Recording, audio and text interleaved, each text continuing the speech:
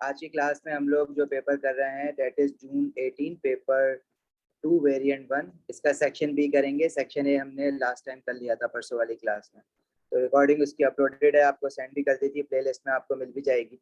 Section B के कुछ questions रह गए, 4 क्वेश्चंस इसके हम और कर लेते हैं, ठीक है। सेक्शन बी में चॉइस होती है एक क्वेश्चन की, अब तक तो पता ही होगा, लेकिन हम लोग चारों क्वेश्चन करते हैं, ज़ाहिर है हम तो प्रैक्टिस कर रहे हैं।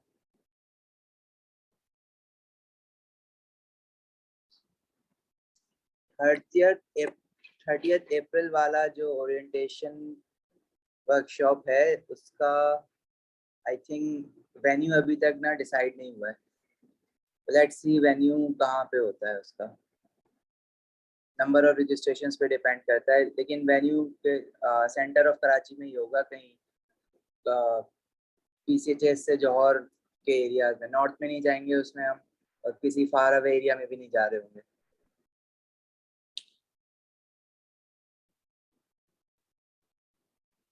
वेरिएंट 2 भी कर सकते हो, वेरिएंट 1 भी कर सकते हो, दोनों एक ही बात है आपके लिए। तो अगर आपको ये लगता है कि वेरिएंट 1 हमें नहीं करना चाहिए, हमारे जोन में नहीं आता, तो ऐसा कुछ लेना देना नहीं है। अक्सर वेरिएंट 2 और वेरिएंट 1 के कुछ क्वेश्चन सिमिलर होते हैं। बिल्कुल क्वेश्चन सिमिलर नहीं होता तो कुछ कॉन्सेप्ट सिमिलर चल रहा होता है उसमें, तो उससे कोई फर्क नहीं पड़ता वेरिएंट 2 करो वेरिएंट 1 करो। मैं एडवाइस करूंगा कि दोनों करो, क्योंकि दोनों के जो डिफरेंट क्वेश्चन है उसके पास आपकी वैरायटी आपको ज़्यादा मिल जाती है क्वेश्चंस करने की। तो रिसेंट ईयर्स में आप वेरिएंट 2 वेरिएंट 1 दोनों करो।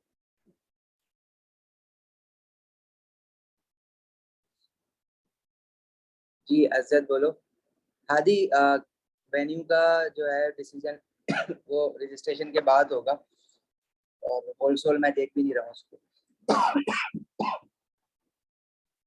वो बता दिया जाएगा आपको, करीब में कहीं होगा। जी अजद बोलो, क्या हुआ? सर ईयर कौन सा है ये पेपर का? जून 18 है, और जून 18। वेरिएंट 1 है, पेपर 2। सही है सर। ठीक है, सेक्शन बी कर रहे हैं, इसका सेक्शन ए हम कर चुके हैं।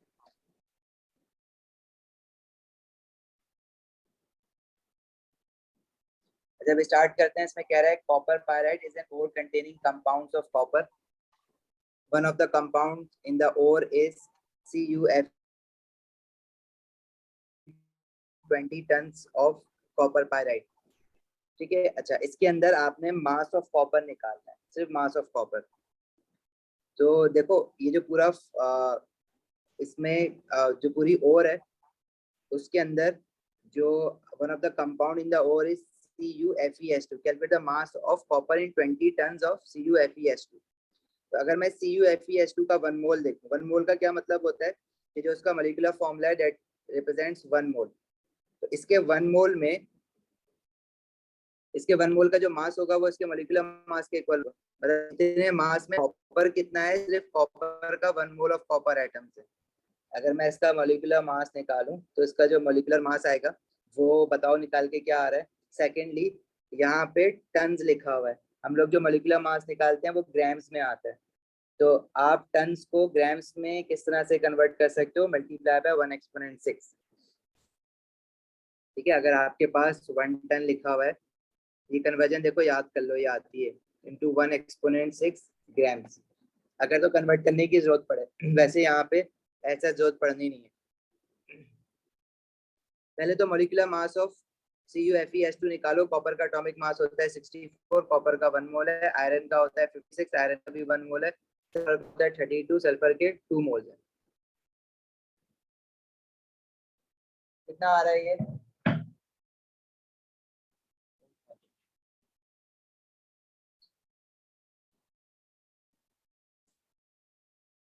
This is coming out to be 184 grams.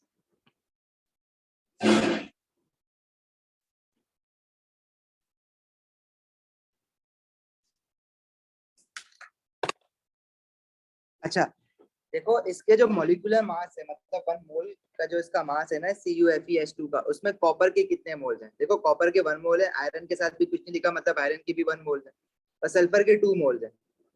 Copper के 1 मोल है, तो मैं ये कह सकता हूँ 184 ग्राम CuFeS2 जो है, उसमें कॉपर का जो मास है कॉपर के 1 मोल है, तो 1 मोल ऑफ कॉपर का मास 1 इंटू 64 ग्राम्स होता है, जो कि एटॉमिक मास ऑफ कॉपर है।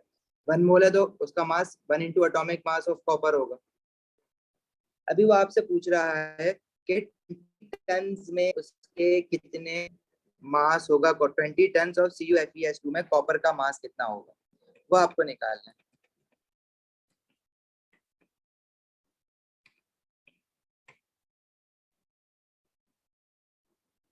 आंसर आपको टन्स में ही देना है। तो 20, अच्छा मैं यहाँ पे कन्वर्ट ना भी करूँ ना 20 टन्स को कन्वर्ट करेंगे तो एक्सपोनेंट 6 से मल्टीप्लाई करते हैं,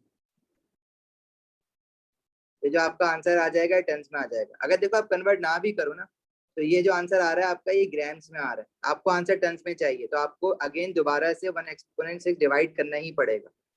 तो अगर आप ना भी कन्वर्ट करो नीचे वाले आंसर को टन्स में, तो पता है होता है क्या, जब आप क्रॉस मल्टीप्लाई करते हो ना, तो क्रॉस मल्टीप्लीकेशन में क्या होगा, x जो कि x into 184 grams is equal to 20 tons into 64 grams.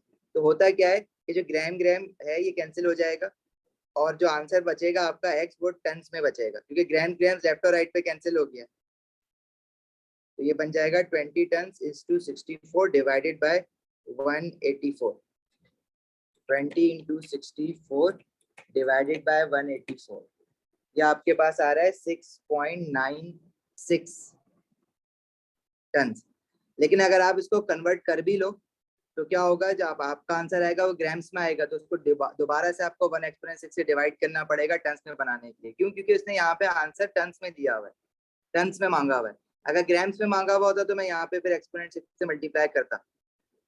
फिलहाल इसको करने की जरूरत इसलिए नहीं थी क्योंकि जब मैं करूंगा तो आंसर ग्राम्स में आएगा, तो ग्राम्स को दोबारा से x की जो वैल्यू आएगी उसको 1 एक्सपोनेंट 6 से डिवाइड करूंगा, तो बात वही हो जाएगी।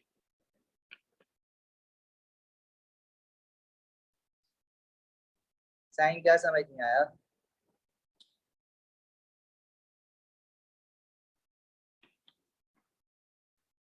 देखो इस तुम्हें क्या समझ नहीं आया, रेशो नहीं समझ आया, या फिर क्या कहते हैं टन्स की कन्वर्जन समझ नहीं आई है? सही क्या हुआ?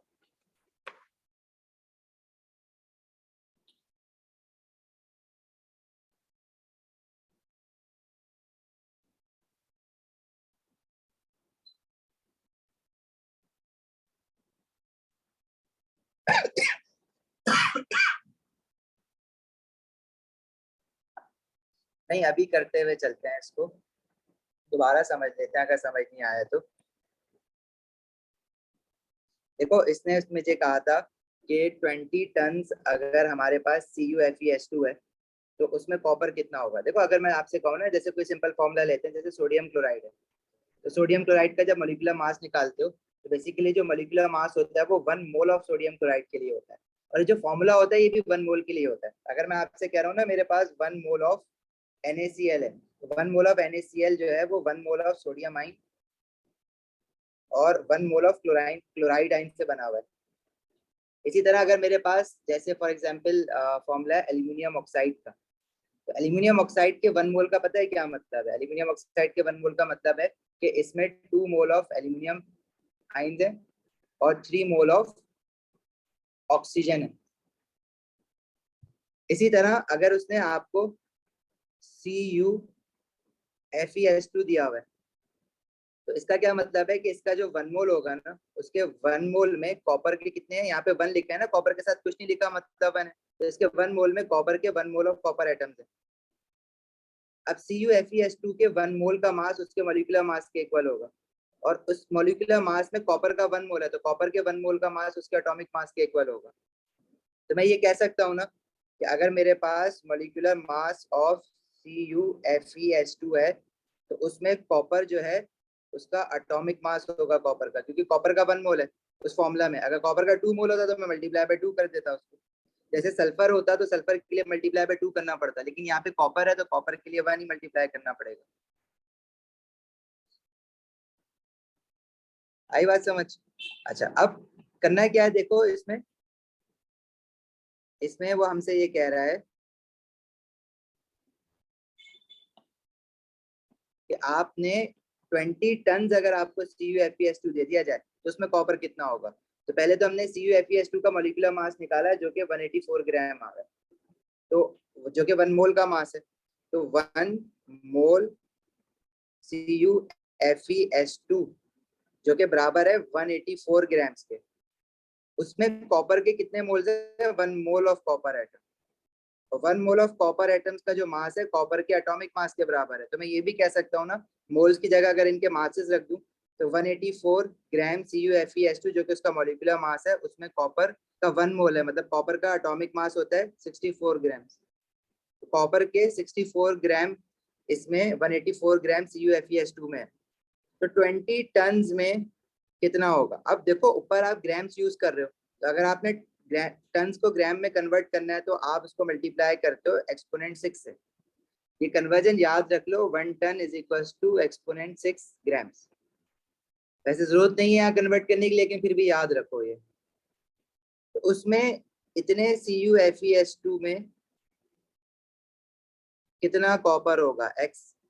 अब आप इसको क्रॉस मल्टीप्लाई करो, it will give you 184 into x is equal to 20 into 64। ये जो आपका आंसर आएगा ये ग्राम्स में आएगा ना, क्योंकि कॉपर का मास आपने ग्राम में लिया तो एक्स भी ग्राम्स में आ जाएगा। ये आ जाएगा 20 इंटू 64 डिवाइडेड बाय 184। 20 के साथ जो है ना वो एक्सपोनेंट 6 भी है पूरा, ये पूरा एक्सपोनेंट 6 लेना पड़ेगा। 20 एक्सपोनेंट 6 इंटू 64, तो 20 एक्सपोनेंट 6 इंटू 64। तो जो x की वैल्यू आ रही है आपके पास वो आ रही है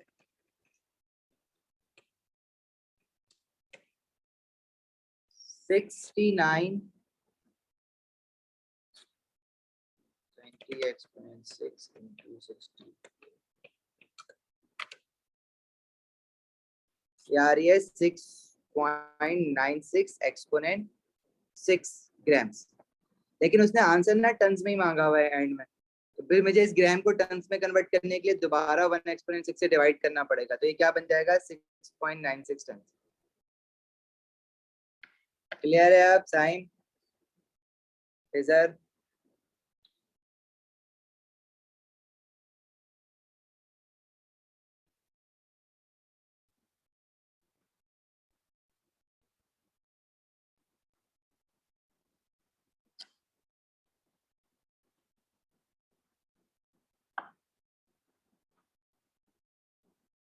चलो भाई आगे बढ़ते हैं।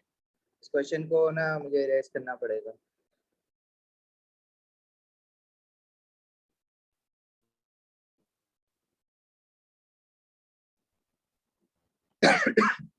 आगे पूछ रहा है CuFeS2 is heated in air, copper 2 oxide, iron 3 oxide and sulfur dioxide are formed. Construct an equation. देखो आपको उसने क्या दिया हुआ है? CuFeS2 खुद बता रहा है हीट करा है इन एयर। एयर में हीट करने का मतलब क्या है? एयर में जब भी लिखेगा ना एयर में हीट करा है तो मतलब एक रिएक्टेंट ऑक्सीजन होगा आपके पास। तो प्रोडक्ट में आपके पास क्या कह रहा है? कॉपर 2 ऑक्साइड बन रहा है। कॉपर 2 ऑक्साइड का फॉर्मूला क्या होगा? कॉपर 2 मतलब कॉपर 2 पॉजिटिव आयन और ऑक्साइड 2 नेगेटिव होता है। दोनों में कॉमन नंबर 2 है, 2 से डिवाइड करोगे तो +1 और -1, Cu+1 O-1, तो फॉर्मूला बनेगा CuO। आयरन 3 ऑक्साइड का मतलब क्या है कि आयरन 3 पॉजिटिव है और ऑक्साइड तो -2 ही होता है, तो फॉर्मूला बनेगा Fe2O3। और साथ में सल्फर डाइऑक्साइड गैस बन रही है। सल्फर डाइऑक्साइड का फॉर्मूला आपको याद होना चाहिए, वो SO2 होता है। इस इक्वेशन को ना बैलेंस करना पड़ेगा। 2 मार्क्स की इक्वेशन ये इसी वजह से है कि इसको बैलेंस करना पड़ेगा। बैलेंसिंग के लिए बार बार मैं कहता हूँ अगर हो जाए तो गुड इनफ, नहीं हो तो भाई आगे भाग जाना।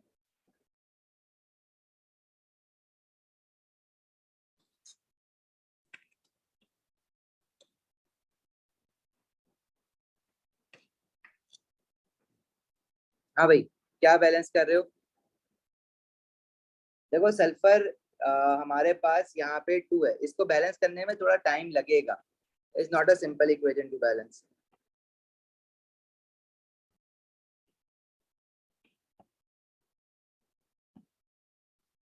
देखो अगर सल्फर यहाँ पे 2 है और अगर मैं सल्फर डाइऑक्साइड के साथ 2 लगा देता हूँ ना, तो सल्फर लेफ्ट हैंड साइड पे 2 है, राइट हैंड साइड पे 2 हो जाएगा। लेकिन आयरन, अब अगर ये मैं सल्फर को यहाँ से 2 उठा रहा हूँ, इट मीन्स कि मैंने यहाँ पे फिक्स कर दिया है कि CuFeS2 का 1 मोल है। लेकिन प्रॉब्लम ये है कि इसमें आयरन 1 है, यहाँ पे आयरन राइट हैंड साइड पे आयरन 2 है। तो सारी गड़बड़ हो जाएगी यहाँ पे। मतलब ये 1 मोल इसका फिक्स नहीं किया जा सकता। हम क्या करते हैं, इसका 2 मोल फिक्स करके देख लेते हैं। तो देखो ये इक्वेशन जो है CuFeS2O2 CuO Fe2O3 और सल्फर डाइऑक्साइड। अगर मैं इसका यहाँ पे 2 मोल रखूं तो आयरन देखो 2 हो जाएगा यहाँ पे लेफ्ट हैंड साइड पे, कॉपर जो है वो भी 2 हो जाएगा और सल्फर जो है वो 4 हो जाएगा। अब सल्फर डाइऑक्साइड में सल्फर को 4 बनाने के लिए मैं 4 से मल्टीप्लाई करूंगा, सल्फर डाइऑक्साइड को मोल 4 बनाएंगे तो सल्फर 4 हो जाएगा। अच्छा आयरन देखो जब तक मैं Fe2O3 के साथ कोई मोल नहीं लगा रहा तो आयरन तो 2 रहेगा। कॉपर ऑक्साइड के साथ फिर मुझे 2 लगाना पड़ेगा ताकि कॉपर राइट हैंड साइड पे कॉपर भी 2 हो जाए। अब कौन से एलिमेंट्स रह गए जिनको और बैलेंस करना है, ऑक्सीजन। अब ऑक्सीजन तो लेफ्ट हैंड साइड पे एक ही जगह पे, राइट हैंड साइड पे ऑक्सीजन कितने हो गए, कॉपर ऑक्साइड में ऑक्सीजन 2 है, Fe2O3 में ऑक्सीजन 3 है और सल्फर डाइऑक्साइड में ऑक्सीजन हो जाएगा 4 2 8। तो टोटल ऑक्सीजन हो जाएंगे 8 + 3 + 2 इज 13। लेफ्ट हैंड साइड पे O2 को मैं किससे मल्टीप्लाई करूं, 13 बन जाए 13/2। 13/2 लिख दो या इसको डेसिमल में 6.5 लिख दो, एक ही बात है, हो गई बैलेंस।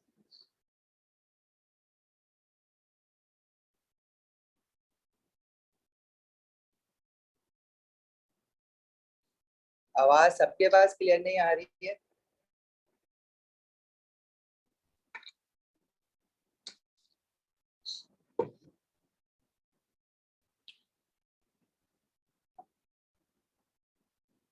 अनम आपके पास प्रॉब्लम हो रहा है, यहाँ बाकी सबके पास क्लियर है।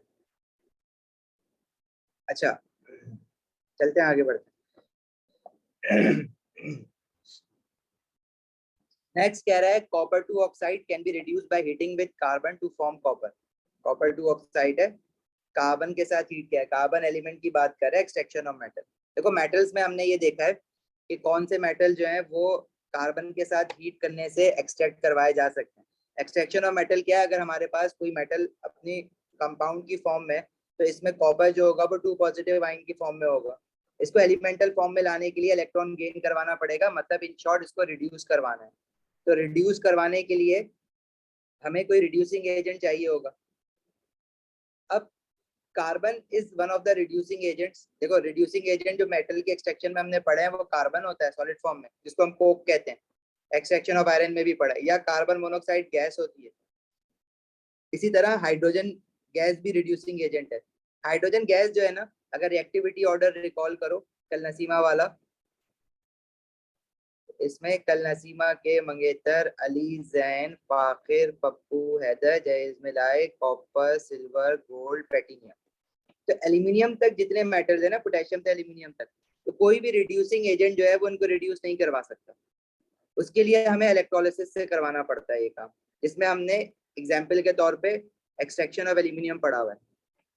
लेकिन एल्यूमिनियम से नीचे, जिंक से नीचे जितने भी मेटल्स हैं उनको हम कार्बन के साथ या कार्बन मोनोऑक्साइड के साथ हीट करके रिड्यूस करवा सकते हैं। और हाइड्रोजन के नीचे जो एलिमेंट्स हैं, कॉपर स्पेशली, उसको हम हाइड्रोजन गैस के साथ रिड्यूस करके भी हाइड्रोजन गैस के साथ भी हीट करके रिड्यूस करवा सकते हैं।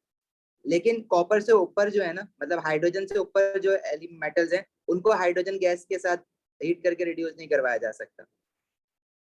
तो अभी कॉपर ऑक्साइड है, तो कॉपर ऑक्साइड को, उसमें से कॉपर को रिड्यूस करवाने के लिए हम हाइड्रोजन गैस भी यूज कर सकते हैं और कार्बन भी यूज कर सकते हैं। उसने अभी क्या यूज करा है, उसने कार्बन को यूज करा है। साइम हैंड रेस करोगे तो ऊपर आओगे तो फिर मैं यूज कर सकूंगा। खिजा जून 18 है यार, पेपर 21।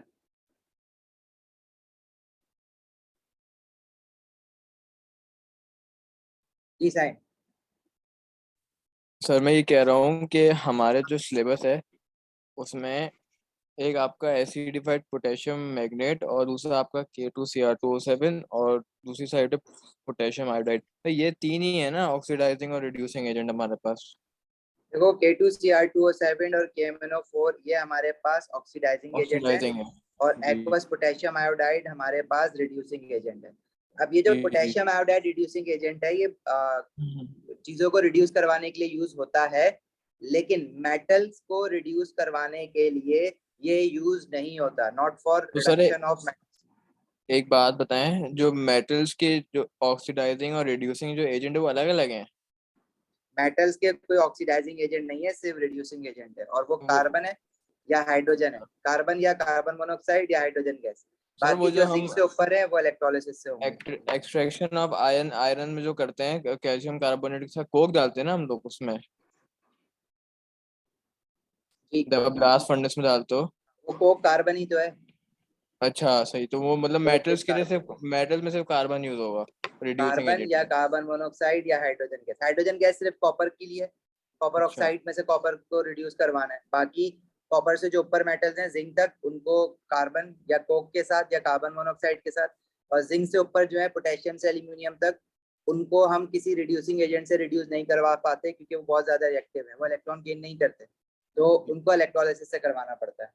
तो मतलब सर अगर कहीं पे भी ये ऑक्सीडाइजिंग एजेंट का सवाल आएगा तो हम ये दो यूज करेंगे ना, K2Cr2O7 और KMnO4?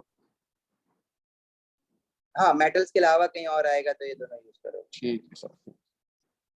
आदि यार, I was trying to figure that out, मुझसे हुआ नहीं। नेक्स्ट क्लास में मे बी।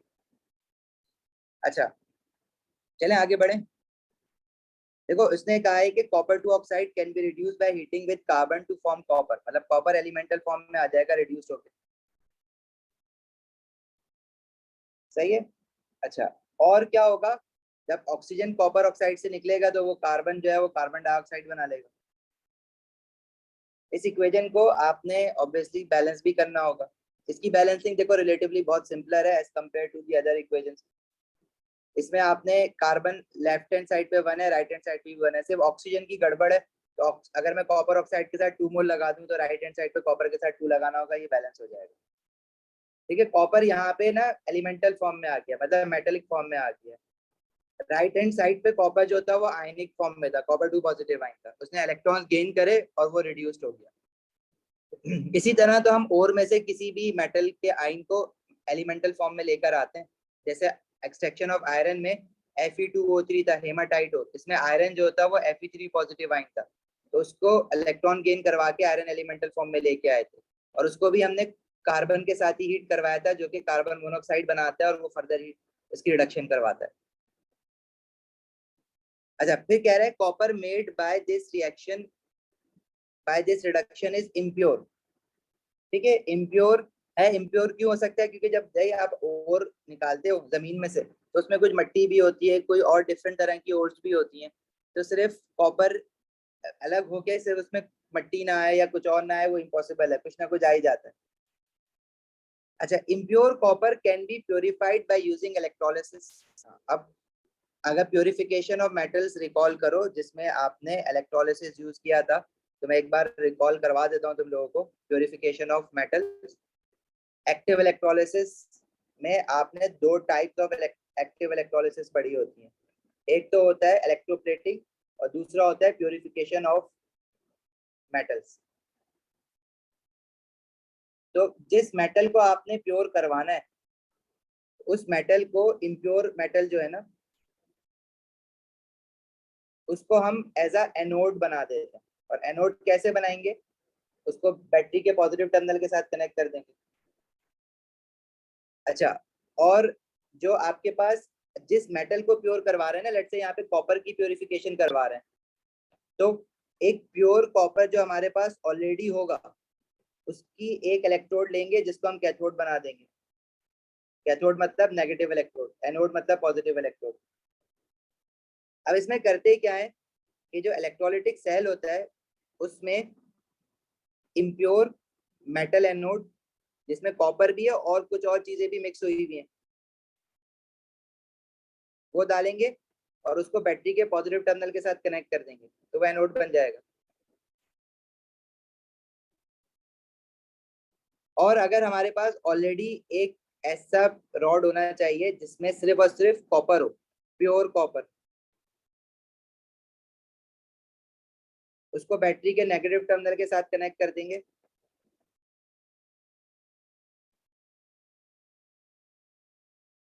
वो कैथोड कहलाएगा। अच्छा, इलेक्ट्रोलाइट हम ऐसा लेंगे जिस मेटल की प्योरिफिकेशन करवा रहे हैं ना, तो इलेक्ट्रोलाइट में उसी मेटल का मेटल आयन होना चाहिए। किस मेटल का मेटल आयन? जिसकी आप प्योरिफिकेशन करवा रहे हो, मतलब कॉपर का।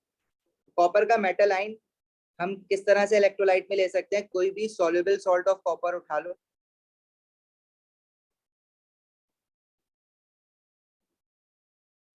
सही है।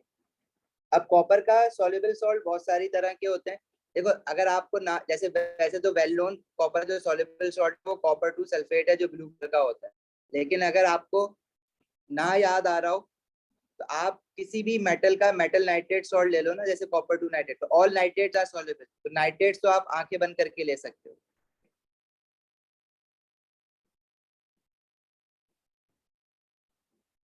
कॉपर टू नाइट्रेट ले सकते हैं। लेकिन copper two sulphate is a well known soluble salt जो कि ब्लू कलर का होता है, तो हम ज्यादातर वही ले रहे होते हैं।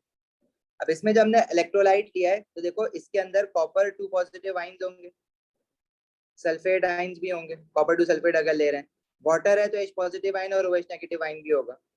तो इसकी एनोड की इक्वेशन क्या होती है? एनोड पे होती है ऑक्सीडेशन, लॉस ऑफ इलेक्ट्रॉन। तो एनोड पे जिसमें कॉपर भी है और कुछ डिफरेंट मेटल आइंस भी हो सकते हैं, तो उसमें से कॉपर जो है ना वो ऑक्सीडाइज होकर कॉपर टू पॉजिटिव आइन की फॉर्म में आ जाएगा by losing 2 mole of electron, और वो इलेक्ट्रोलाइट में आ जाएंगे। और इलेक्ट्रोलाइट से कॉपर टू पॉजिटिव आइन निकल के कैथोड की तरफ जाएंगे।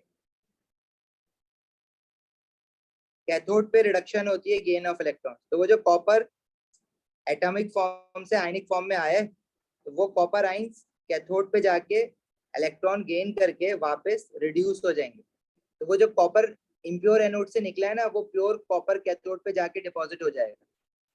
तो जितना भी कॉपर इम्प्योर एनोड में है वो सारा का सारा निकल के कॉपर प्योर कॉपर पे डिपॉजिट हो जाएगा। प्योर कॉपर रखना इसलिए जरूरी था कि कॉपर के ऊपर ही कॉपर आके चिपके ना, ताकि वो पूरी की पूरी जो कॉपर रॉड है वो पूरी की पूरी कॉपर की कहलाए। अगर आप कोई और रॉड रख देते कैथोड की जगह पे तो इलेक्ट्रोलिसिस तो हो जाती, लेकिन बात तो वही हो जाती ना। अगर आप ग्रेफाइट की रख देते तो ग्रेफाइट के ऊपर आके कॉपर चिपक जाता, तो बात तो वही हो जाती, वो फिर भी इम्प्योर कॉपर कहलाता।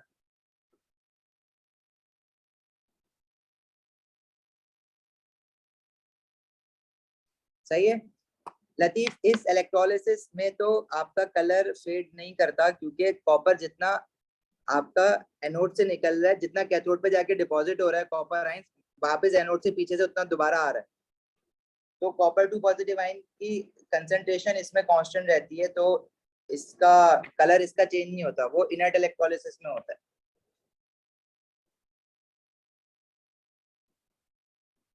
देखो, इम्प्योर कॉपर एनोड पे इसलिए लगाया है क्योंकि वो उसमें से, देखो अगर फॉर एग्जांपल इसके अंदर मैं कह रहा हूँ कि कुछ सैंड भी आ गई है, चिपक गई है अंदर, और कुछ जिंक आइंस भी आ गए, तो इलेक्ट्रोलाइट में कॉपर आइंस है तो कॉपर आइंस ही ऑक्सीडाइज्ड होंगे। बाकी जो चीजें है ना, जैसे सैंड है और जिंक है, वो नीचे ऐसे जाके पे गिर जाएगा, सिर्फ कॉपर निकलेगा इसमें से और कॉपर कैथोड पे जाके डिपॉजिट हो जाएगा।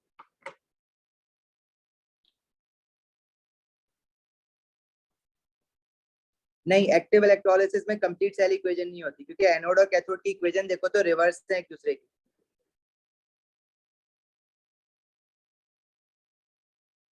तो ये एक्टिव इलेक्ट्रोलिसिस में प्योरिफिकेशन ऑफ मेटल्स के लिए हम लोग इस तरह से यूज कर रहे होते हैं। अच्छा, क्वेश्चन हमारा क्या था, आगे पूछ रहा था copper made by this reduction is impure.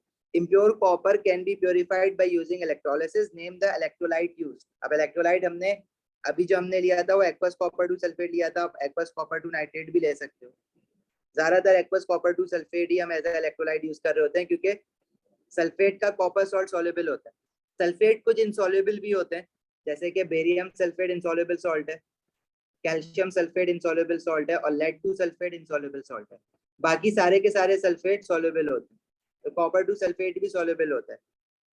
What are the electrode made from? Anode पे हमने एनोड को क्या बनाया? Impure copper. और कैथोड क्या है? Pure copper. Right the equation for the reaction at both the electrodes. Anode पे क्या हुआ है? ऑक्सीडेशन हुई है, कॉपर एलिमेंटल फॉर्म से आयनिक फॉर्म में आया by losing 2 mole of electron. Negative electrode पे क्या हुआ है? कॉपर आइंस ने 2 मोल ऑफ इलेक्ट्रॉन गेन करें और कॉपर एलिमेंटल फॉर्म में आ गया वापस।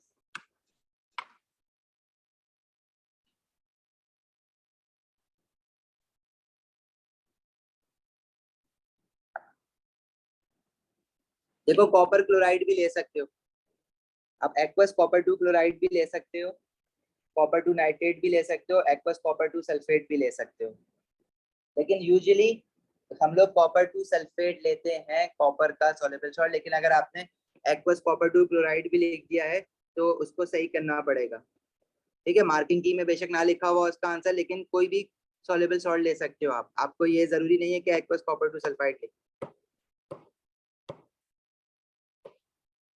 एलिमेंटल फॉर्म वो होती है जो जिस फॉर्म में वो स्टेट में एग्जिस्ट करता है मेटल, प्योर फॉर्म में कॉपर Cu की फॉर्म में एग्जिस्ट करता है एलिमेंटल फॉर्म, आयरन Fe की फॉर्म में एग्जिस्ट करेगा, नॉन मेटल क्लोरीन Cl2 की फॉर्म में एग्जिस्ट करता है, ब्रोमीन Br2 की फॉर्म में एग्जिस्ट करता है, 2000 एलिमेंटल फॉर्म। भाई पेपर जो है ना ये वो वाला है आपका, क्या कहते हैं, मई जून 18 पेपर 2 वेरिएंट 1।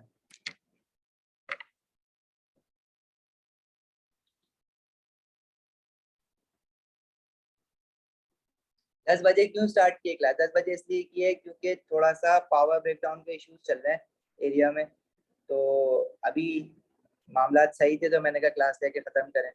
बाकी एक क्वेश्चन का एक क्वेश्चन हमने करा है तो इसकी रिकॉर्डिंग देख लेना जब मैं भेज दूंगा। बाकी नेक्स्ट क्वेश्चन से अभी कर लो, एक ही क्वेश्चन करा है अभी हमने, अभी 3 क्वेश्चन और करने हैं।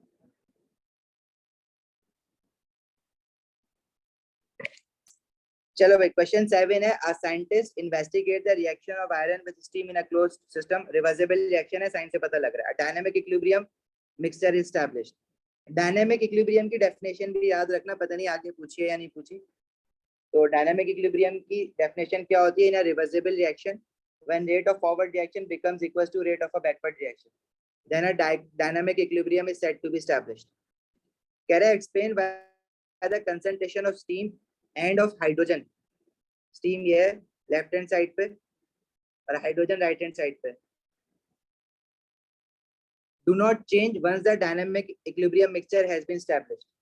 देखो डायनामिक रिएक्शन का मतलब होता है कि इट कीप्स हैपनिंग, फॉरवर्ड भी जाएगा बैकवर्ड भी जाएगा, रिएक्शन स्टॉप नहीं हुआ। अगर कंसंट्रेशन चेंज नहीं हो रही है ना यहाँ पे, इट डज नॉट मीन कि रिएक्शन स्टॉप हो गया। रिवर्सिबल रिएक्शन जो है ना नेवर स्टॉप्स, इसका मतलब है कि कंसंट्रेशन चेंज होने का रीजन कुछ और है, रिएक्शन तो स्टॉप नहीं हुआ है। और वो रीजन क्या होता है कि in a dynamic equilibrium rate of forward reaction becomes equal to rate of backward reaction. तो जितनी स्पीड से रिएक्टेंट प्रोडक्ट में कन्वर्ट होते हैं तो प्रोडक्ट वापस रिएक्टेंट में कन्वर्ट हो जाता है। तो जैसे ही रिएक्टेंट कम होगा वैसे ही प्रोडक्ट रिएक्टेंट में वापस कन्वर्ट होगा, दोबारा बढ़ जाएगा, तो वो चेंज होता हुआ पता नहीं लगेगा। तो इसका रीजन यही है कि डायनामिक इक्विलिब्रियम में रेट ऑफ फॉरवर्ड रिएक्शन और रेट ऑफ बैकवर्ड रिएक्शन बराबर हो जाता है, बिकॉज डायनामिक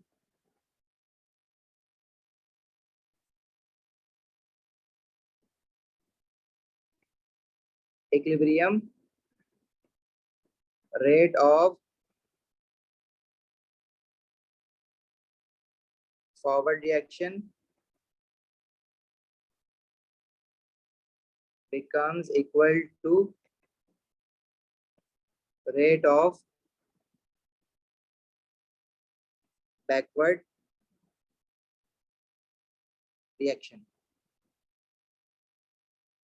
देखो क्लोज सिस्टम है तो इस वजह से गैस स्केप नहीं हो रही है, तो वो सिर्फ इस चीज को इंश्योर कर रहा है कि जो प्रोडक्ट है वो वापस रिएक्टेंट में कन्वर्ट हो सके। अगर ओपन कंटेनर होगा तो जो प्रोडक्ट हाइड्रोजन गैस बनी है वो तो बन के निकल जाएगी, तो वापस रिएक्टेंट में कौन कन्वर्ट होगा? तो क्लोज सिस्टम की वजह से कंसंट्रेशंस कांस्टेंट नहीं रह रही हैं, ठीक है। अगर रिएक्शन खत्म हो गया है, लेट्स से रिएक्टेंट फॉरवर्ड जा ही नहीं रहे, तो सिस्टम ओपन हो चाहे क्लोज हो तो रिएक्शन स्टॉप हो जाएगा, डजंट मैटर। यहाँ पे रिवर्सिबल डायनामिक इक्विलिब्रियम है, इसकी वजह से कंसंट्रेशंस कांस्टेंट है, not due to close system. हाँ close system is one of the factors, without it a dynamic equilibrium cannot be established. However, concentration जो कांस्टेंट है उसका रीजन क्या है कि रेट ऑफ फॉरवर्ड रिएक्शन और रेट ऑफ बैकवर्ड रिएक्शन बराबर हुआ हुआ, सही है।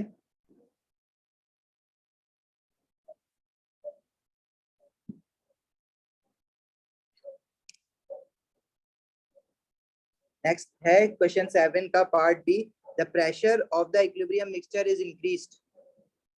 Okay, the temperature of the close system is kept constant, temperature constant है, प्रेशर इंक्रीज किया है, प्रेशर इंक्रीज करने से कह रहा है predict and explain what will happen if anything to the composition of the equilibrium mixture. तो देखो प्रेशर इंक्रीज करने से position of equilibrium shift. Composition का क्या मतलब है कि रिएक्टेंट, देखो कंपोजिशन का मतलब ये होता है कि क्या रिएक्टेंट बढ़ेगा या प्रोडक्ट बढ़ेगा, या रिएक्टेंट कम होगा या प्रोडक्ट कम होगा। तो आपने ये बताना है कि क्या कंसंट्रेशन ऑफ रिएक्टेंट और प्रोडक्ट पे फर्क पड़ेगा, मतलब क्या इक्विलिब्रियम राइट हैंड साइड पे ज्यादा शिफ्ट होगा या लेफ्ट हैंड साइड पे ज्यादा शिफ्ट होगा, या कहीं पे भी शिफ्ट नहीं होगा। तो वो हम कैसे देखते हैं, प्रेशर के केस में हम ये देखते हैं कि लेफ्ट हैंड साइड पे number of moles of gases कितने हैं। तो लेफ्ट हैंड साइड पे सिर्फ steam in the form of gas है ना, तो उसके 4 मोल है, तो लेफ्ट हैंड साइड पे number of moles of gases 4 है ऑल टुगेदर, और राइट हैंड साइड पे number of moles of gases total वो भी 4 है। So number of moles of gases on the left and right are equal. So increasing or decreasing pressure will not affect the position of equilibrium. ठीक है, मतलब composition of the reaction does not change. कह रहे predict and explain if anything happens to the composition of the equilibrium mixture. Composition मतलब reactant और product की concentration पे कोई फर्क नहीं पड़ेगा. Composition of the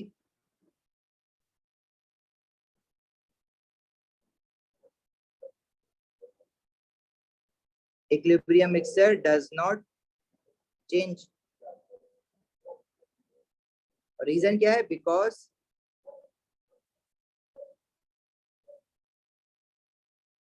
number of moles of gases on left and right hand side are equal.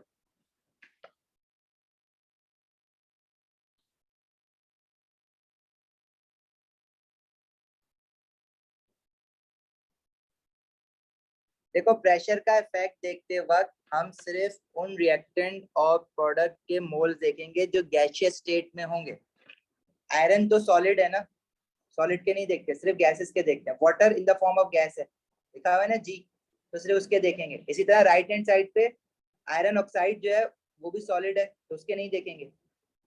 Hydrogen gas है तो सिर्फ उसके देखेंगे, सिर्फ गैसेस के देखेंगे। अब गैसेस चाहे एक रिएक्ट, अगर कोई gas let's say reactant side पे कोई भी गैस नहीं होती तो 0 मोल ऑफ गैसेस कहते हैं।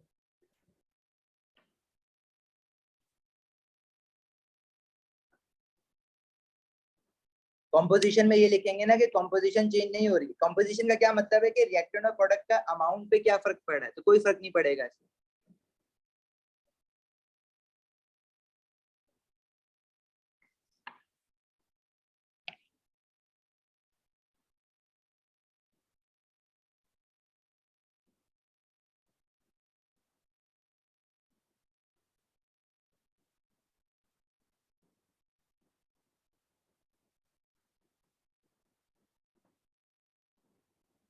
जी हादी बोलो। तो सर अगर 2 मार्क के क्वेश्चन आते हैं, इक्वेशन लिखने हैं, हम इक्वेशन से लिखते हैं, बैलेंस नहीं करते तो 1 मार्क मिलेगा। हाँ 1 मार्क मिल जाएगा। सही। आगे बढ़े।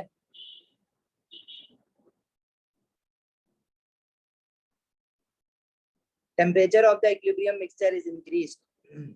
देखो टेम्परेचर का इफेक्ट कैसे देखते हैं, अगर फॉरवर्ड रिएक्शन रिवर्सिबल रिएक्शन में अगर हमारे पास फॉरवर्ड रिएक्शन एंडोथर्मिक है तो टेम्परेचर इंक्रीज करने से इक्विलिब्रियम राइट हैंड साइड पे शिफ्ट हो जाता है और डिक्रीज करने से लेफ्ट हैंड साइड पे शिफ्ट हो जाता है।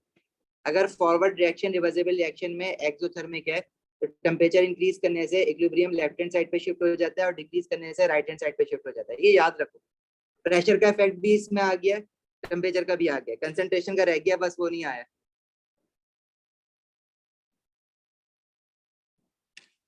देखो हादी, लेफ्ट और राइट का मतलब ये है कि अगर मैं कह रहा हूँ ना कि इक्विलिब्रियम राइट हैंड साइड पे शिफ्ट हो रहा है तो प्रोडक्ट ज्यादा बन रहा होगा, रिएक्टेंट कम बन रहा होगा।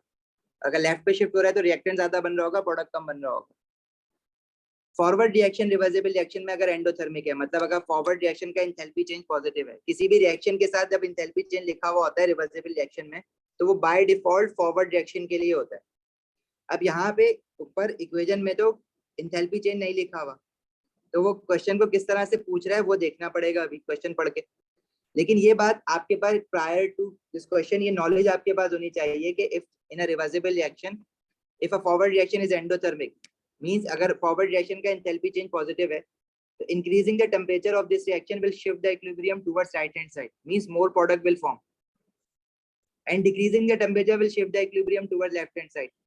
ये याद कर लो, एंडो के लिए जैसा है एक्सो के लिए उल्टा हो जाएगा। अगर forward reaction in a reversible reaction is exothermic, increasing the temperature will shift the equilibrium towards left hand side, and decreasing the temperature will shift the equilibrium towards right hand side. अच्छा, इसमें वो कह रहे थे temperature of the equilibrium is increase, temperature increase कर रहा है, ठीक है। Pressure with in the close system is kept constant, pressure को अब चेंज नहीं कर रहे हैं। The position of the equilibrium shift towards the left hand side, मतलब टेम्परेचर इंक्रीज करने से पोजीशन लेफ्ट हैंड साइड पे शिफ्ट हो रही है। तो आप बता सकते हो कि ये रिएक्शन फॉरवर्ड डायरेक्शन में एंडो होगा या एक्सो होगा। कहाँ पे टेम्परेचर इंक्रीज करने से position of equilibrium left hand side पे शिफ्ट हो रही है? जब फॉरवर्ड रिएक्शन आपका एक्सोथर्मिक है। Ibrahim, this is June 2018 paper 2 variant 1 section B question number 7 है।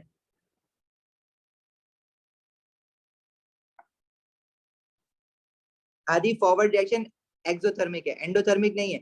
एंडोथर्मिक में कहीं पे भी ऐसा नहीं लिखा हुआ कि टेम्परेचर इंक्रीज करने से इक्विलिब्रियम लेफ्ट हैंड साइड पे शिफ्ट होगा। देखो, इंक्रीज करने से राइट हैंड साइड पे जाता है एंडोथर्मिक में, एक्सोथर्मिक में टेम्परेचर इंक्रीज करने से लेफ्ट हैंड साइड पे जाता है if the forward reaction is exothermic. तो वो यही कह रहे हैं, what conclusion can be made about the enthalpy change of this reaction. तो फॉरवर्ड रिएक्शन जो होगा उसका एंथैल्पी चेंज नेगेटिव होगा, मतलब फॉरवर्ड रिएक्शन इज एक्सोथर्मिक।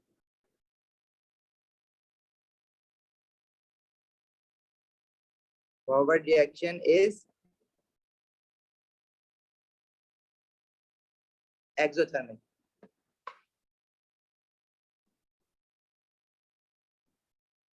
नहीं अनम, रिवर्सिबल रिएक्शन में आपका इंथैल्पी चेंज, देखो जैसे ये नाइट्रोजन और हाइड्रोजन रिएक्ट करके अमोनिया बना रहा है, तो इस रिएक्शन का, ये रिवर्सिबल रिएक्शन है और इस रिएक्शन का इंथैल्पी चेंज फॉरवर्ड डायरेक्शन में एक्सोथर्मिक है। अगर फॉरवर्ड रिएक्शन एक्सोथर्मिक है तो बैकवर्ड एंडोथर्मिक हो जाएगा। तो रिवर्सिबल रिएक्शन के साथ जब भी इंथैल्पी चेंज लिखा हुआ होता है ना, तो this is by default for forward reaction, मतलब वो फॉरवर्ड के लिए ही लिखा हुआ होता है। तो बैकवर्ड के लिए अगर आपसे पूछ लेगा तो बैकवर्ड के लिए भाई एंडो हो जाएगा। This is by default for forward reaction.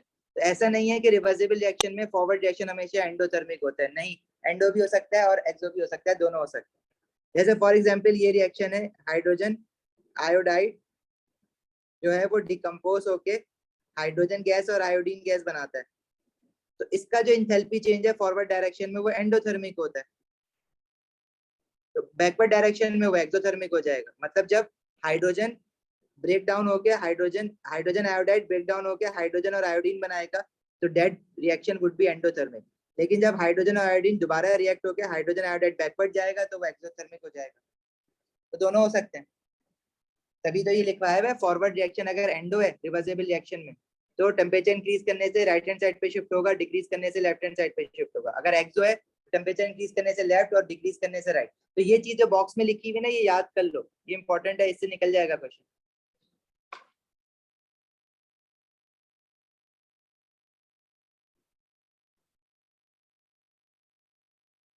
अगर फॉरवर्ड रिएक्शन एक्सोथर्मिक है, मतलब अगर वो कहता है कि रिवर्सिबल रिएक्शन एक्सोथर्मिक, तो बाय डिफॉल्ट इट मींस कि वो फॉरवर्ड रिएक्शन की बात कर रहा है। बाय डिफॉल्ट समझते हो ना कि उसने बोला नहीं है कि फॉरवर्ड रिएक्शन एक्सो, उसने बोला है बस रिवर्सिबल रिएक्शन एक्सोथर्मिक है, मतलब वो फॉरवर्ड की ही बात कर रहा है।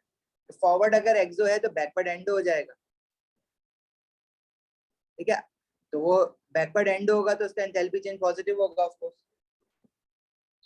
मतलब अगर ये, मैं तुमने एक चीज और बता देता हूँ, चलो एक क्वेश्चन एक बार ऐसा भी आया हुआ है कि इसमें ये जो अमोनिया वाला रिएक्शन है ना, इसका इंथैल्पी प्रोफाइल डायग्राम बनाया हुआ था उन्होंने। इंथैल्पी प्रोफाइल डायग्राम में एक्स एक्सिस पे होता है प्रोग्रेस ऑफ अ रिएक्शन,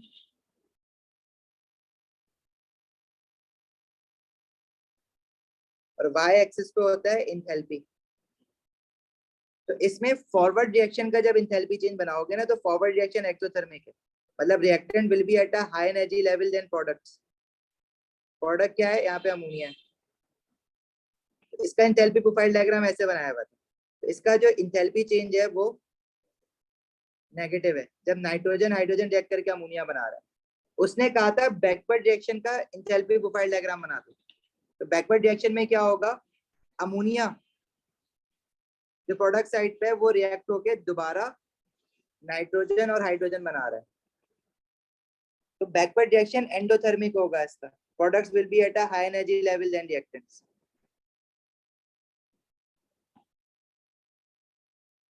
समझ आई अब बात?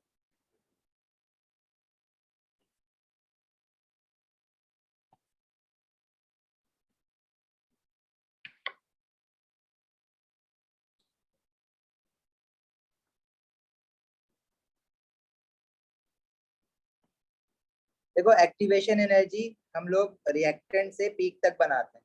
तो जो पहली एनर्जी प्रोफाइल डायग्राम है उसमें एक्टिवेशन एनर्जी जो होगी वो ये होगी, और जो दूसरी वाली है उसमें एक्टिवेशन एनर्जी जो होगी वो ये होगी।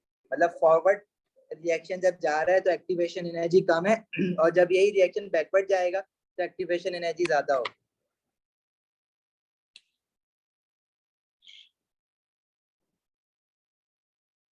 क्लियर है? आगे बढ़े अब।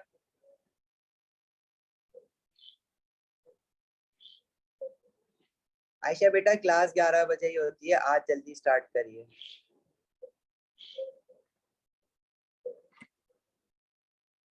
अच्छा, अब उसने, इससे हमें ये पता चला कि फॉरवर्ड रिएक्शन जो है वो एक्सोथर्मिक है, क्योंकि उसने कहा कि टेम्परेचर इंक्रीज करने से इक्विलिब्रियम लेफ्ट हैंड साइड पे शिफ्ट हो रहा है। तो हमें समझ आ गया कि फॉरवर्ड रिएक्शन एक्सोथर्मिक होगा। अच्छा, टेम्परेचर का इफेक्ट जो है वो पोजीशन ऑफ इक्विलिब्रियम को भी अफेक्ट करेगा और साथ साथ रेट ऑफ रिएक्शन को भी अफेक्ट करता है। अब चाहे रिएक्शन फॉरवर्ड डायरेक्शन में एक्सो हो चाहे एंडो हो, रेट ऑफ रिएक्शन का उससे कोई ताल्लुक नहीं है। अगर आपने टेम्परेचर इंक्रीज करा है तो रेट ऑफ रिएक्शन इंक्रीज होगा, और अगर आपने टेम्परेचर डिक्रीज करा है तो रेट ऑफ रिएक्शन डिक्रीज होगा। तो रेट का फॉरवर्ड और बैकवर्ड रिएक्शन से कोई ताल्लुक नहीं है। अगर आप टेम्परेचर इंक्रीज करोगे तो रेट ऑफ फॉरवर्ड रिएक्शन भी इंक्रीज हो जाता है, रेट ऑफ बैकवर्ड रिएक्शन भी इंक्रीज हो जाता है। तो वो सिंपल बस ये पूछ रहा है कि टेम्परेचर इंक्रीज जब किया है तो पोजीशन ऑफ इक्विलिब्रियम पे तो फर्क बता दिया था उसने खुद ही, रेट पे क्या फर्क पड़ रहा है। तो टेम्परेचर इंक्रीज करने से रेट जो होता है वो इंक्रीज हो जाता है। डिस्क्राइब कर दिया आपने, एक्सप्लेन क्या करोगे क्यों इंक्रीज हो जाता है, क्योंकि टेम्परेचर इंक्रीज करने से मोर number of particles have energy is greater than activation energy. तो पार्टिकल्स की बेसिकली टेम्परेचर इंक्रीज करने से पार्टिकल्स की काइनेटिक एनर्जी इंक्रीज हो जाती है। So more particles have energy is greater than activation energy, so more successful collisions. Particles की kinetic energy increase हो जाती है तो मोर particles have energies, the more particles have activation energy लिख दो सिर्फ।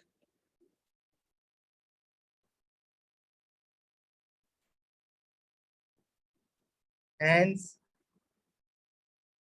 successful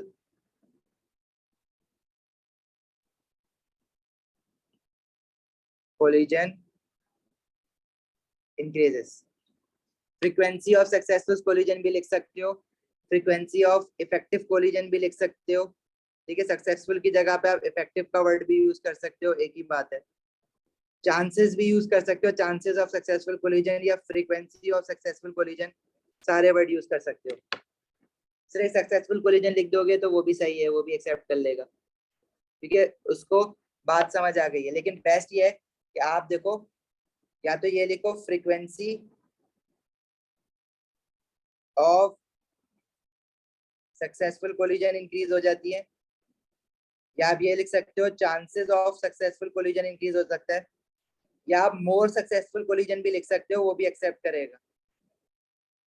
बहुत सारे वर्ड्स हैं जो एक्सेप्ट कर लेता है।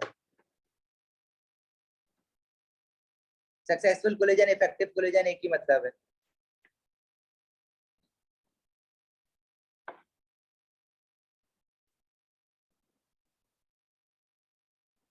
आगे कह रहा है dilute sulphuric acid react with Fe3O4 to form 3 compounds A, B and C। A, B and C बताया हुआ क्या क्या है, नेम कंपाउंड C। तो सल्फ्यूरिक एसिड को Fe3O4 के साथ रिएक्ट करवाया है।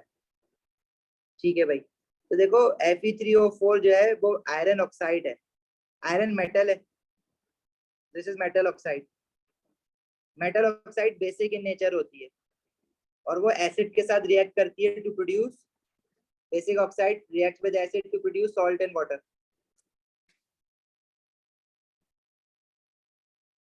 सही है, तो प्रोडक्ट में उसने दो सॉल्ट्स बता दिए, iron 2 sulphate and iron 3 sulphate. Colourless liquid क्या होगा फिर, वाटर होगा ना, water. Construct the equation for this reaction. तो इक्वेशन Fe3O4, सल्फ्यूरिक एसिड का फॉर्मूला आपको याद होना चाहिए विच इज H2SO4।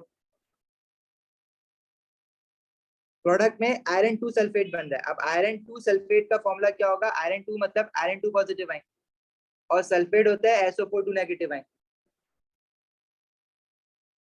तो ये जो फॉर्मूला बनेगा, देखो दोनों में कॉमन नंबर 2 है, 2 2 से डिवाइड करेंगे तो आयरन हो जाएगा Fe+1 और SO4 -1। तो ये फॉर्मूला बनेगा FeSO4, this is iron 2 sulphate. और आयरन 3 सल्फेट क्या होगा, Fe3 पॉजिटिव आयन और SO4 2 नेगेटिव आयन। तो जो फॉर्मूला बनेगा वो बनेगा Fe, आयरन के साथ 2 आ जाएगा सल्फेट से और सल्फेट के साथ आयरन का 3 आ जाएगा, तो ब्रैकेट लगा के 3 लगाना पड़ेगा क्योंकि ये 3 जो है वो पूरे सल्फेट के लिए आ रहा है, पूरे SO4 के लिए आ रहा है। ठीक है, तो दिस इज Fe2SO4 3 और साथ में और क्या बन रहा है, वाटर। अब इस इक्वेशन को बैलेंस करना है।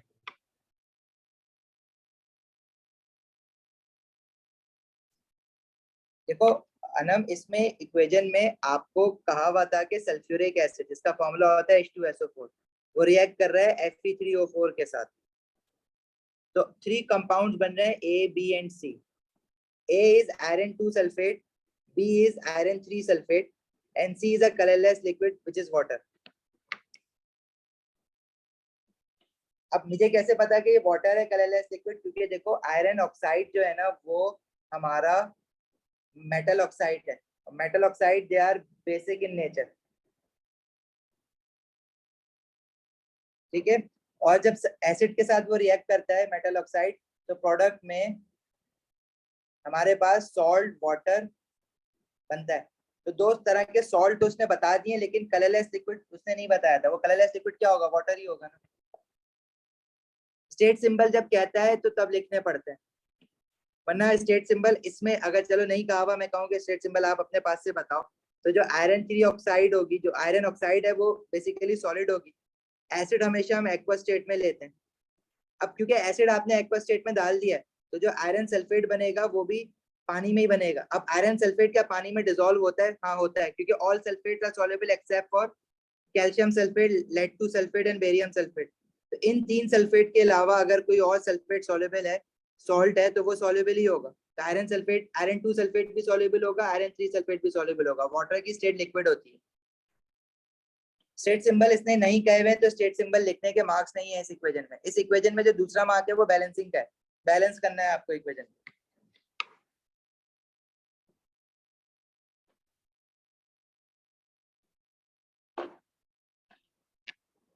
कर लोगे इस इक्वेशन को बैलेंस?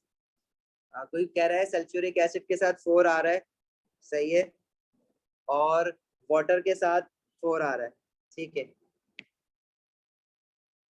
तो इक्वेशन बैलेंस हो जाएगी।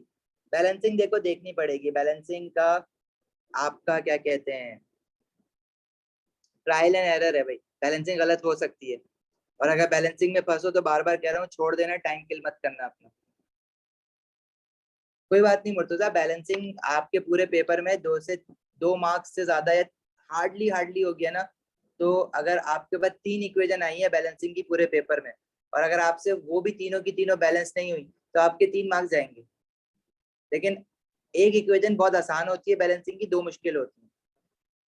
अगर 3 आती है तो एक तो आप कर लोगे तो 2 मार्क्स जाएंगे। तो टाइम किल नहीं करना, अगर बैलेंसिंग ना हो रही हो तो आगे बढ़ जाना। ठीक है, बैलेंसिंग के लिए आपके पास हजारों इक्वेशन है जो आप प्रैक्टिस कर सकते हो बना के, लेकिन फायदा नहीं है, याद तो कर नहीं सकते हो, कोई सी भी कभी भी इक्वेशन आ सकती है। जितनी भी इक्वेशंस हैं वो याद करना तो इम्पॉसिबल सी बात है ना, आपने दिमाग लगाना है, हो गई ठीक है, नहीं हुई आगे बढ़ जाओ, कोई बात नहीं, 2 मार्क्स के लिए कुछ नहीं होता। Describe a chemical test for iron 3 ions. देखो iron 3 ions chemical test, test for cations का जो टेस्ट है वो हम सोडियम हाइड्रोक्साइड के साथ भी टेस्ट करते हैं और एक्वस अमोनिया के साथ भी टेस्ट करते हैं। तो एसिड एंड बेसिस का लास्ट अभी मैंने ना सारे हैंडआउट्स कंपाइल करके आपको कल भेजे हैं।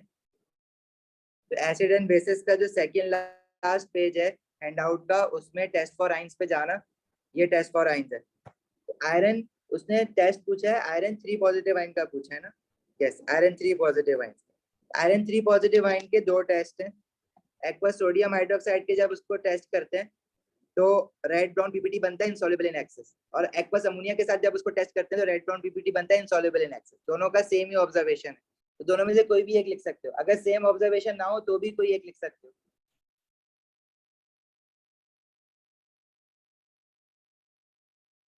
भाई ये पूरा टेबल याद करना है और कोई ऑप्शन है नहीं हमारे पास। ज्यादा से ज्यादा मैं तुम्हें ये कह सकता हूँ हाथ पे लिख के चले जाना जो याद ना हो, लेकिन टेबल याद होना चाहिए। मतलब इंपॉर्टेंस समझो, हाथ पे लिख के चले मत जाना, मैं ये कह रहा हूँ कि इंपॉर्टेंस समझो उसकी, सिलेक्टेड नहीं है, सब याद करना है।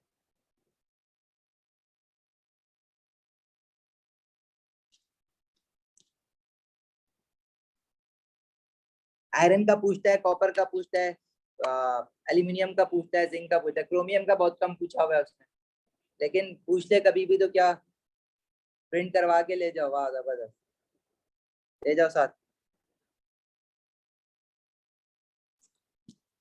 Describe a chemical test for iron 3 ions. तो भाई एक्वा सोडियम हाइड्रोक्साइड के साथ अगर आप टेस्ट कर रहे हो तो आप बोलोगे ऐड एक्वा सोडियम हाइड्रोक्साइड, और उसमें क्या था, brown PPT insoluble in excess, insoluble in excess aqueous sodium hydroxide।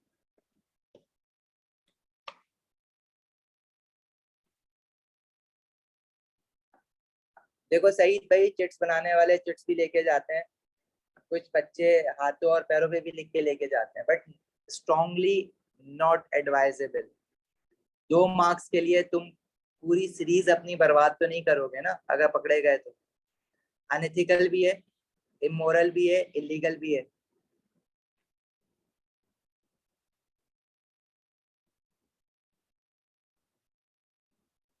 ये क्वेश्चन बड़ा फेमस क्वेश्चन है भाई, अच्छे खासे लोग पूछ रहे होते हैं। सबसे बड़ा कंसर्न ये होता है इसमें, तो पूछ रहे हैं कि मीथेन सल्फोनिक एसिड। अब मीथेन सल्फोनिक एसिड का नाम आपने पहली बार सुना होगा, कोई बात नहीं, ठीक है। तो आप नहीं जानते क्या है ये, कह रहे हैं मॉलिक्यूलर फॉर्मूला लिखो। मॉलिक्यूलर फॉर्मूला क्या होता है? हाँ जेल भी हो सकती है, लेकिन तुम लोग माइनर हो, तुम लोग को जेल नहीं करते हैं, वो तुम्हारा पेपर या तो तुम्हें बहुत डांटेंगे या तुम्हारा पेपर कैंसिल कर देंगे या पूरी सीरीज ही कैंसिल कर देंगे। देखो मॉलिक्यूलर फॉर्मूला क्या होता है कि आपके पास मॉलिक्यूलर फॉर्मूला बताता है exact number of atoms present in a molecule, exact number of atoms present in a molecule.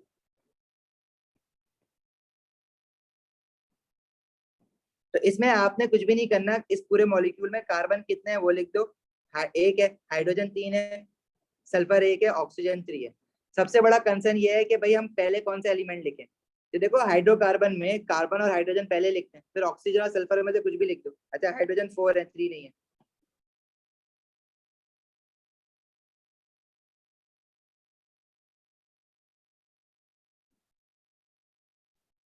सही है, अगर किसी ने सल्फर पहले लिख दिया और ऑक्सीजन बाद में लिख दिया और फिर कार्बन लिख दिया फिर हाइड्रोजन लिख दिया तो सही है भाई, कोई गलत नहीं करेगा, ठीक है, इससे कोई फर्क नहीं पड़ेगा।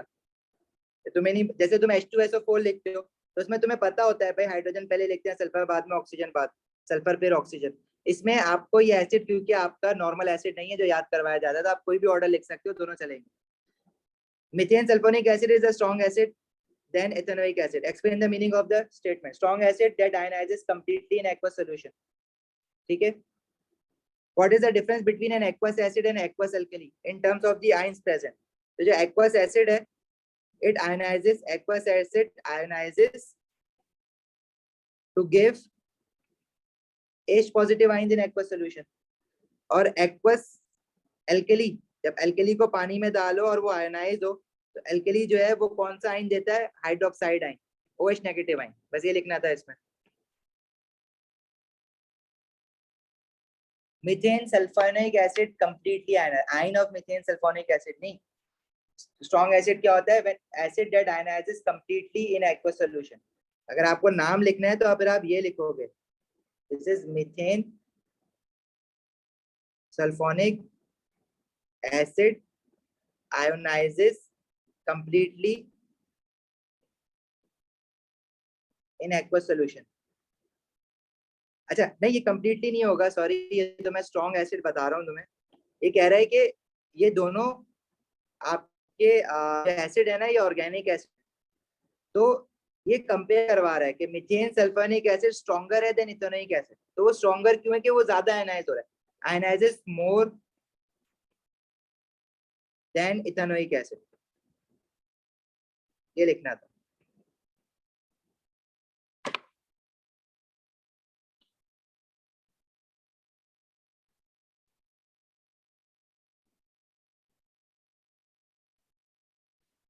नहीं हादी, आयनाइजेस कंप्लीटली नहीं लिख सकते इसमें.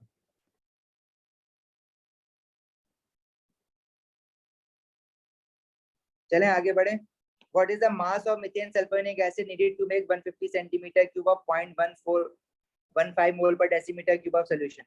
तो जो एसिड है इसकी वॉल्यूम दी हुई है, कंसंट्रेशन दी हुई है, मास पूछ रहा है. कंसंट्रेशन का फॉर्मूला है number of moles over volume. Concentration है 0.15, मोल्स आपको निकालना है, वॉल्यूम 150 सेंटीमीटर क्यूब दिया हुआ है, तो इसको डेसीमीटर क्यूब में कन्वर्ट करेंगे तो ये हो जाएगा 0.15.